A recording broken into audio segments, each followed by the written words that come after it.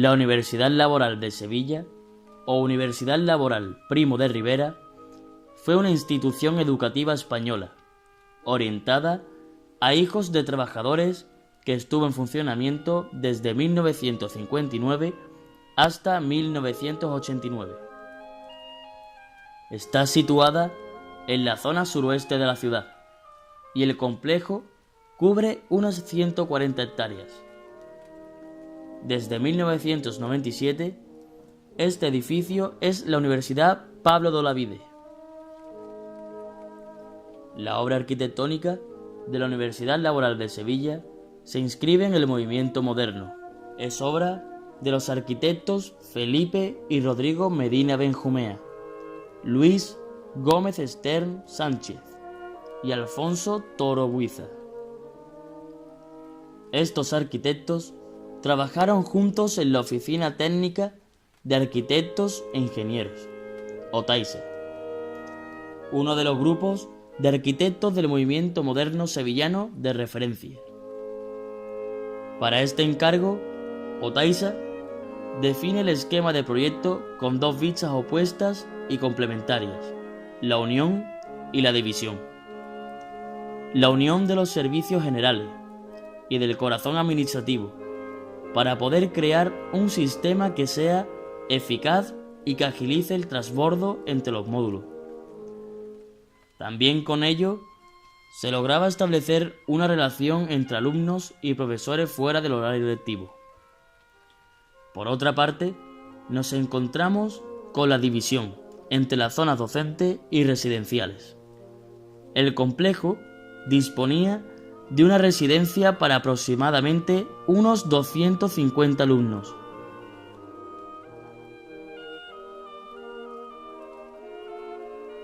Antiguamente se distinguían dos extremos. Un extremo estaba formado por 7 módulos, conectados entre sí por un pasaje en dirección norte-sur.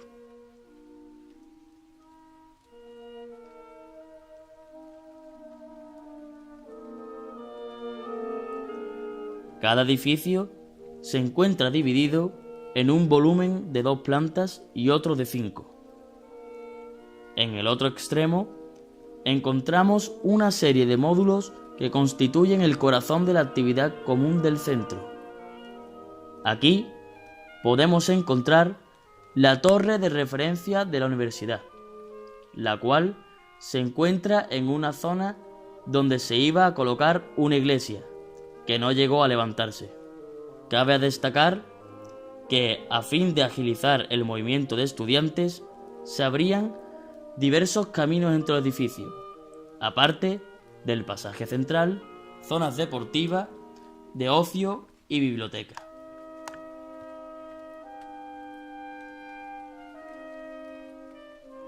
Pero, ¿qué eran las universidades laborales? ¿Cuántas, como la de Sevilla, se construyeron en España a lo largo de la etapa franquista?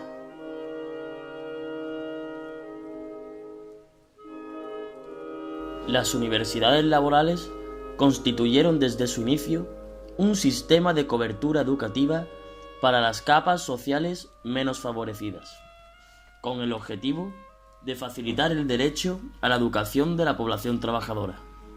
Pervivieron con todas sus servidumbres y grandezas desde 1955 hasta 1981.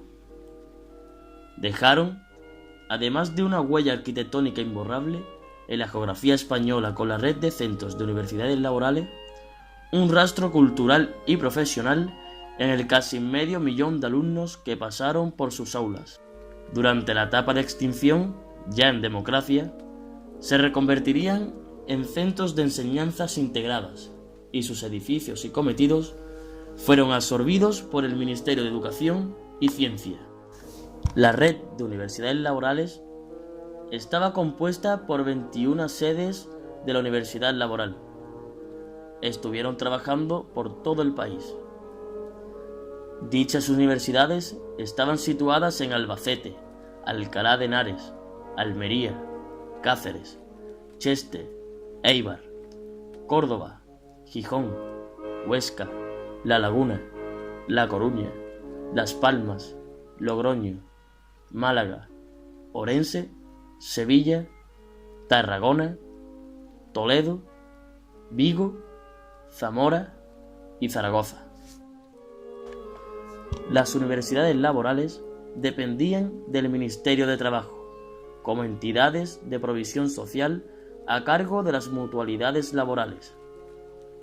Su promotor fue José Antonio Girón de Velasco, ministro de Trabajo en 1941, el cual fue cesado en 1957 por las constantes huelgas convocadas en esa etapa. En 1972 volvió a la política hasta la muerte de Franco en 1975. Girón de Velasco, salido de Falange Española, concibió el programa de universidades laborales a partir de fundamentos ideológicos falangistas. Durante sus 26 años de existencia, pasaron por las instalaciones de esta red de centros de enseñanza aproximadamente 500.000 de alumnos, la mayoría de ellos en régimen de internado, aunque también había estudiantes de media pensión y externos. Estos centros educativos estaban pensados exclusivamente para los varones, salvo en los casos de las universidades laborales de Cáceres y Zaragoza, que eran femeninas. Solo en los últimos años, ya en democracia, todos los centros se hicieron mixtos.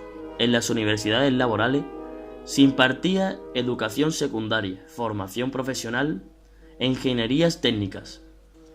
En la de Cheste y Las Palmas también se impartía el segundo ciclo de educación primaria. José Antonio Girón de Velasco describió en una entrevista del año 1950 la universidad laboral como ciudad, edificio, máquina, compuesta de construcciones espacialmente diversas y siempre activas.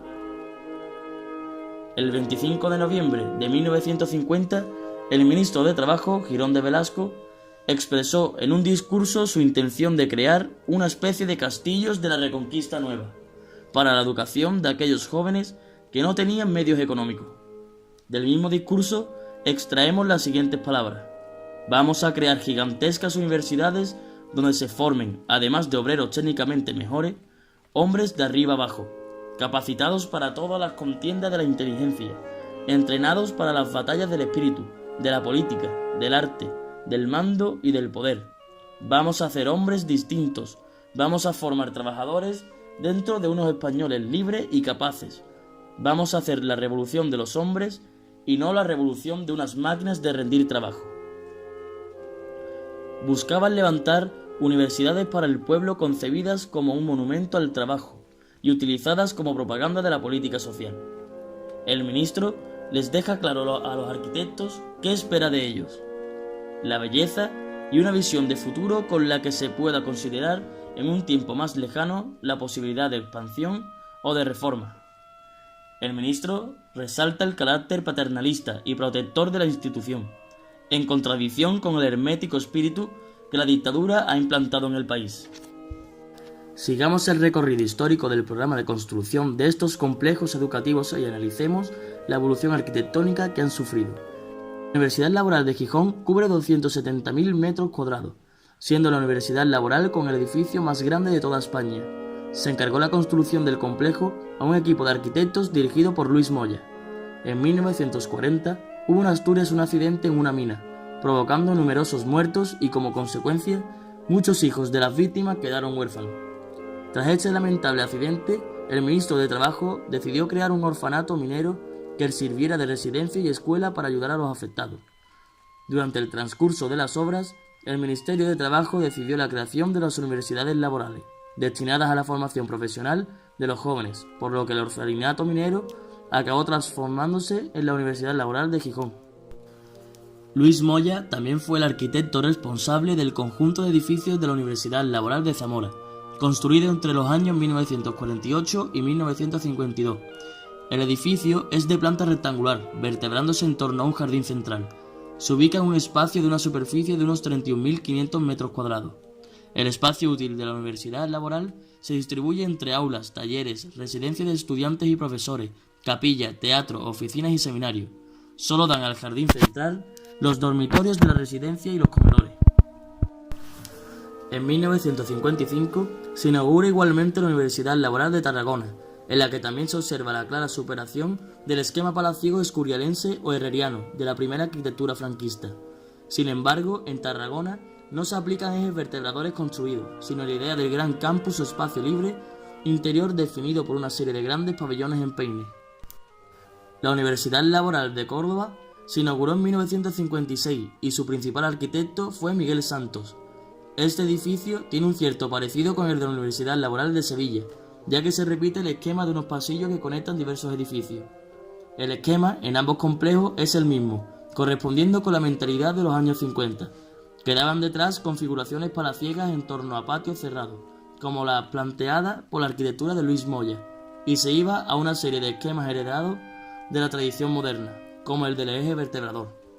Identificamos una sensibilidad hacia los volúmenes mucho más masivos en la Universidad Laboral de Alcalá de Henares, construida en 1966 por el arquitecto Martín José Marcide Odriozola.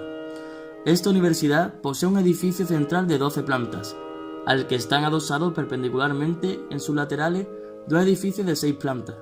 Además, rodeándolo, hay un conjunto de edificaciones de 2 plantas. De toda la red, la Universidad Laboral de Alcalá de Henares es la que presenta finalmente la mayor altura edificada. En la planta también se reconoce claramente la lógica de grandes ejes que observamos en los proyectos de Sevilla y de Córdoba. Sin embargo, en esta época de finales de los 60 ya existen otras inquietudes. Compositivamente, se comienza a trabajar sobre la idea de conjunto, fragmentando el programa en distintos edificios que se disponen sobre el terreno, adoptando diversas formas y orientaciones. Tiene tanto valor la resolución de cada pieza como la relación entre ellas, el espacio común circundante y los recorridos de circulación. La investigación formal del momento comienza a introducir en la arquitectura nuevas geometrías, como la hexagonal.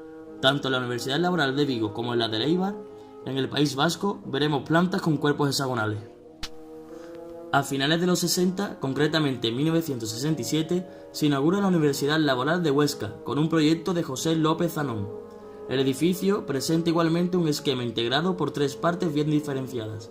La parte principal contiene las dependencias destinadas al profesorado, donde se alternan espacios llenos con espacios de patio. El cuerpo piramidal, segunda parte del esquema, contiene el acceso y el salón de actos. Se trata de una construcción que salta a la vista desde lejos. El tercer volumen lo forma un bloque de 4 plantas que constituye la residencia para alumnos internos. Más al norte se crea la Universidad Laboral de Eibar. Se construyó en el año 1968. Su arquitecto fue Álvaro Líbano Pérez Ulibarri. Este conjunto se construye en 2 fases. La primera fase se compone de 3 edificios, el primero de 8 alturas, dedicado al estudio, el segundo construido a partir de 3 hexágonos en planta, se utilizan para comedores y servicios, y el tercer edificio son los talleres. Podría definirse una tercera generación de proyectos con la Universidad Laboral de Sitges, 1969, obra igualmente del arquitecto Fernando Moreno Barberá, que al contrario que en Málaga, genera en esta localidad valenciana una planta en abanico que pone énfasis en el disfrute visual del paisaje en el que se sitúa el conjunto de edificios. Sin embargo, en esta tercera generación también veremos soluciones de otra índole muy distinta, como la que se propone con la Universidad Laboral de Albacete, aprobada por el Consejo de Ministros el 17 de mayo de 1974. Este último complejo fue proyectado por los arquitectos Julio Cano Lasso y Ramón Campomanes Grande. Como en otros proyectos del estudio de Cano Lasso, se entiende el conjunto como un organismo complejo de naturaleza urbana, sin imposición de grandes ejes y alternando vacíos y llenos mediante una disposición plástica de prismas que se relacionan. Los módulos diferenciados, las formas y orientaciones diversas y el gran valor que se le da a las relaciones espaciales entre volúmenes siguen estando presentes en el proyecto de la Universidad Laboral de Málaga. Fue levantada entre 1972 y 1973 y es un conjunto arquitectónico proyectado por el arquitecto Fernando Moreno Barberá. Como puede verse, la arquitectura de estos complejos refleja de manera muy interesante la evolución misma de la arquitectura a lo largo del siglo XX en nuestro país, desde los posicionamientos más autoritarios y rigurosos en la forma de las obras de la generación de Luis Moya, pasando por las experiencias de los años 50 y 60, derivadas de la herencia moderna, hasta las últimas propuestas de los 70, donde la experimentación se abre a otros horizontes.